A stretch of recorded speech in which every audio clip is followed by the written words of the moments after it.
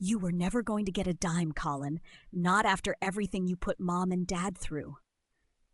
Bethany said it flat, standing in our father's kitchen 3 days after his funeral, holding the coffee mug that used to be mine before she decided that was hers too. Say that again, I said, because some part of me needed to hear it twice before I believed she meant it. She did. Word for word, like she'd practiced it in a mirror somewhere. I want you to sit with that for a second. Because by the end of this story, the woman who said those words would be the one explaining herself to a detective, and I'd be the one holding the receipts. Literally. My name's Colin. For most of my life, I was the son who called too much, asked too many questions, and apparently made things difficult. My sister Bethany was the one who never raised her voice, never rocked the boat, and somehow always came out on top. Turns out there's a reason for that. It just took our parents dying to find it out. Our father, Herman, spent 41 years running a small HVAC supply company before he sold it and retired with what he always called enough to be comfortable, not enough to be stupid. Our mother, Louise, taught 3rd grade for 3 decades and never spent a dollar she didn't track in a little spiral notebook. They weren't rich, but they were careful, and careful people build up more than you'd think over a lifetime. I moved 2 states away for work when I was 26. Bethany stayed 12 minutes from our parents' house. That proximity became her whole identity, the devoted daughter, the one who was always there, while I was the one who only showed up for holidays. Never mind that I called every Sunday for 15 years. Never mind that I flew back for every surgery, every hospital scare, every anniversary. Distance became the story she told, and she told it well, at every Thanksgiving, to every aunt who'd listen. I remember one Christmas, maybe 5 years before Dad passed, when my aunt pulled me aside near the dessert table and said, "It's good you could make it this year," like I was some distant cousin who'd wandered in off the street. I laughed it off. I didn't realize yet that comment hadn't come out of nowhere. Dad's health started going first, his heart, then his memory. Mom held on a little longer, but grief and arthritis had worn her down to someone who needed help just getting the mail. That's when Bethany positioned herself as the one managing everything. Their finances, their doctors, their medications. She got added to their bank accounts for convenience. She got power of attorney just in case. I thought that made sense at the time. She lived close. I lived far. It seemed practical. It was an opening. The first crack showed up 2 years before Dad passed, though I didn't recognize it as a crack yet. I flew in for Thanksgiving, and Mom mentioned, almost in passing, that they'd had to adjust some things with their savings because of market stuff. I asked Dad about it directly. "Bethany handles all that now," he said. "She's got a good head for numbers." She did not have a good head for numbers. She had a habit of buying handbags she couldn't afford on a receptionist's salary and calling it self-care. I let it go. That's the thing nobody tells you about family dysfunction. You let things go for years, one at a time, and each one feels small enough to swallow. It's only looking back that you see the whole shape of what was being built. Dad passed first, quietly in his sleep, on a Tuesday in March. I flew in the next morning. Bethany had already called the funeral home, already picked the casket, already told the extended family the service would be small per Dad's wishes I'd never once heard him express. That was the same visit, standing in that kitchen, when she told me I was never getting a dime. I told myself it didn't matter. Grief makes you pick your battles. Mom lasted another 8 months after that. She went in her sleep, too, in October, and this time Bethany didn't even call me until the next afternoon. "I didn't want to ruin your night," she said. "You would have just gotten upset." That was the pattern, always. Her deciding what I could and couldn't handle, deciding what information I deserved, deciding my grief was an inconvenience to manage rather than a reality to share. I didn't fight her on it. I was too busy actually grieving to notice I was being cut out of my own mother's death in real time. The will reading happened 11 days later in a lawyer's office that smelled like burnt coffee and old carpet. The attorney, a tired, kind-eyed man named Franklin Reyes, had handled our parents' estate planning for almost 15 years. He read through the preliminary language, the standard legal throat clearing, and then got to the part that mattered. The house and the remaining liquid assets are to be divided as follows, he said, and I remember leaning forward, not out of greed, just out of some instinct that something was wrong. 85% to Bethany, 15% to Colin. I sat there blinking like the words hadn't fully landed. I'm sorry. 15 and 85? That's not even close to even. Franklin adjusted his glasses like he'd been dreading this exact moment. There's an addendum. Your parents updated the will 14 months ago. There's a letter attached if you'd like me to read it. I said yes, because at that point I needed to hear it in their own words, even secondhand. Franklin cleared his throat and read, We love both our children equally, but we've decided this distribution reflects the different levels of involvement and support each of you provided in our later years. Colin has at times made things difficult, and we want Bethany's steadiness and sacrifice to be recognized. Difficult. That word again. I turned and looked at my sister, and she wasn't even pretending to be surprised. She was looking at her nails. They didn't want to fight, she said, like that explained anything. They just wanted this to be simple. Simple, I repeated. You mean simple for you. Don't make this ugly, Colin. Don't be... She stopped herself, but I finished it in my head anyway. Difficult. That was the moment, in that stale little office, when something in me stopped being sad and started being suspicious. Because difficult wasn't a word my parents used. It was a word Bethany used over and over in every phone call and every holiday for the last 5 years. Somewhere along the way, her narrative had become their narrative, and I wanted to know how. I didn't say anything else that day. I signed what I needed to sign. I shook Franklin's hand, and I drove to my hotel and sat on the edge of the bed for a long time without turning on the lights. Then I called Sadie. Sadie's my wife, sharp, patient, the kind of person who reads terms and conditions in full. When I told her about the 1585 split and the difficult line, she was quiet for a second, and then she said the thing that changed everything. Colin, when's the last time you actually looked at your parents' bank statements? I hadn't. Not once, not in years, because Bethany handled all that, and I'd been raised to believe handling things was a form of love. I think you need to ask for an accounting, Sadie said. Not because you're greedy, because something about this doesn't add up. 15% isn't a slight. It's a number somebody chose very specifically to make it look fair enough that you wouldn't push back too hard. She was right. 15% isn't nothing. It's just enough to make you feel like a jerk for complaining.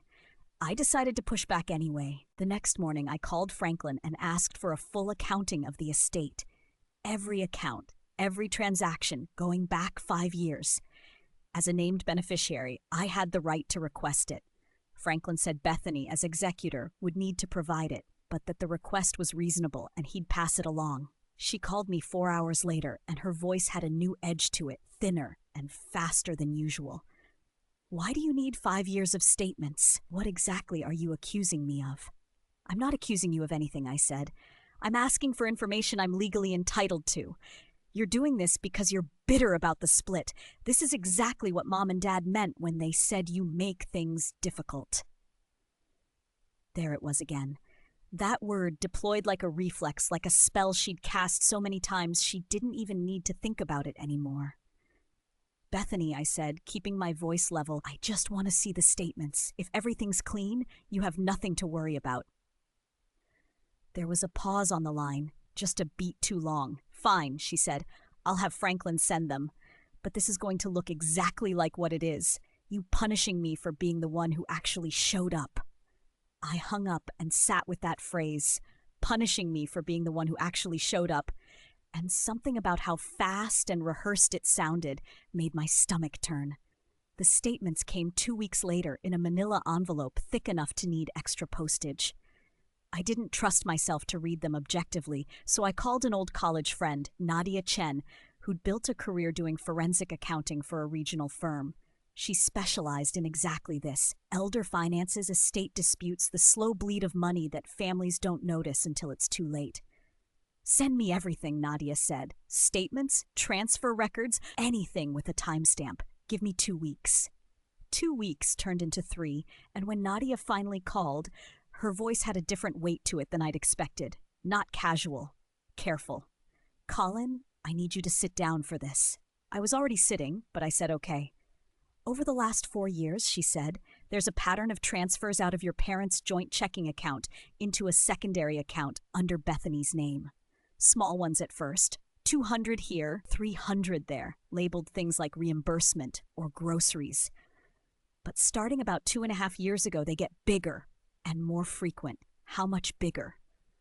There's a series of transfers in amounts just under $10,000 each, multiple ones a year. My guess is that's intentional, staying under reporting thresholds that trigger extra bank scrutiny. On top of that, there are 2 withdrawals from a retirement account, cashed out early with penalties, that total almost $90,000 combined, both authorized under the power of attorney. I felt my chest go tight. "How much total, Nadia? Just tell me the number." She paused. "Best estimate over 4 years, between $160,000 and $180,000. I didn't say anything for a long moment. Nadia let the silence sit there because she'd clearly done this before, delivered numbers to people who needed a second to absorb them. "That's not handling their finances," I finally said. "No," she said. "That's draining an account very carefully over a long enough time that nobody was supposed to notice." And there it was, the second half of the story clicking into place. Bethany hadn't just positioned herself as the good daughter to inherit more. She'd been quietly emptying our parents' accounts for years, and the will, the 85-15 split, wasn't generosity. It was cover. If she'd already taken $170,000 under the table, an extra 10 or 15% of what was left on paper would make the math look almost reasonable to anyone who didn't dig.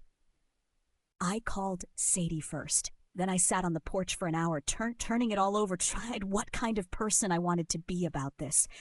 Because the easy version of this story is the one where I go nuclear immediately, call Bethany, scream, accuse. I wanted that. God, I wanted that. But something told me if I tipped my hand too early, she'd have time to build a story, get a lawyer, muddy the trail. So instead I called Franklin. "I need you to understand something." I told him. This isn't a sibling squabble over a will anymore.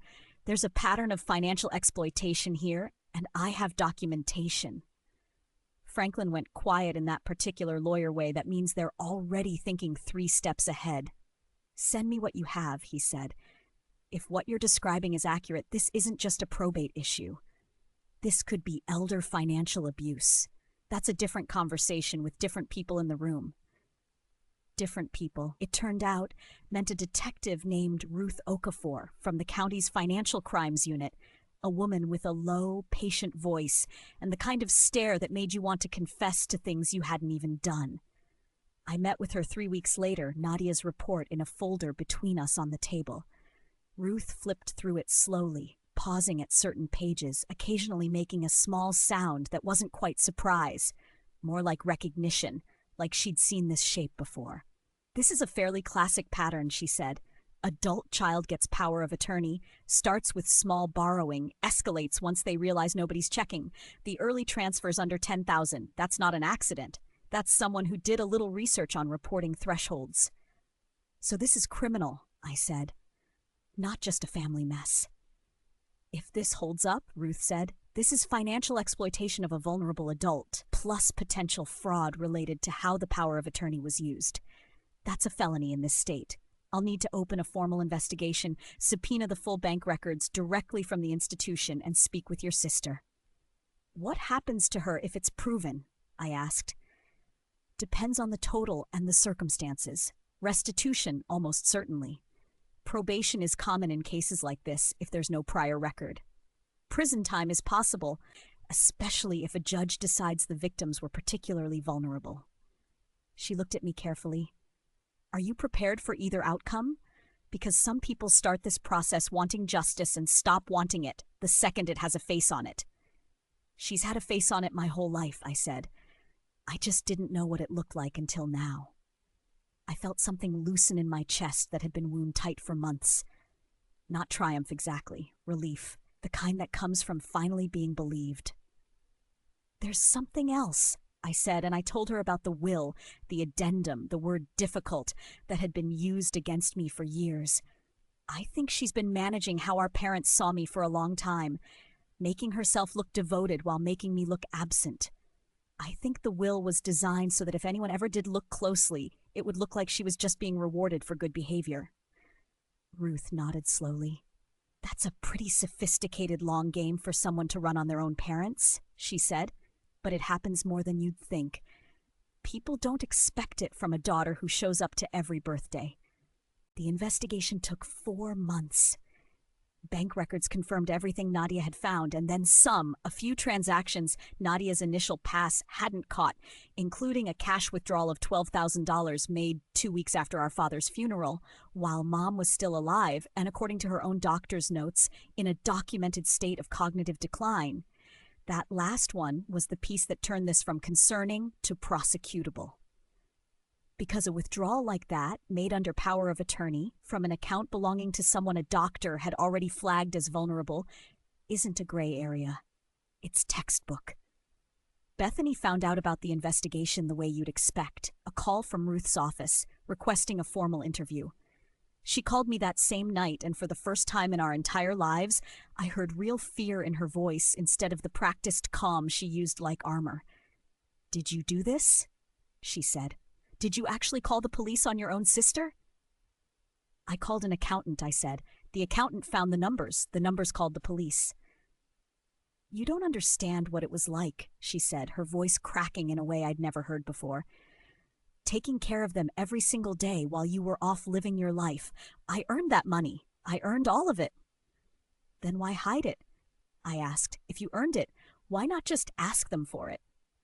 Why the transfers under $10,000? Why the withdrawal 2 weeks after Dad died from an account belonging to a woman who could barely remember what day it was?"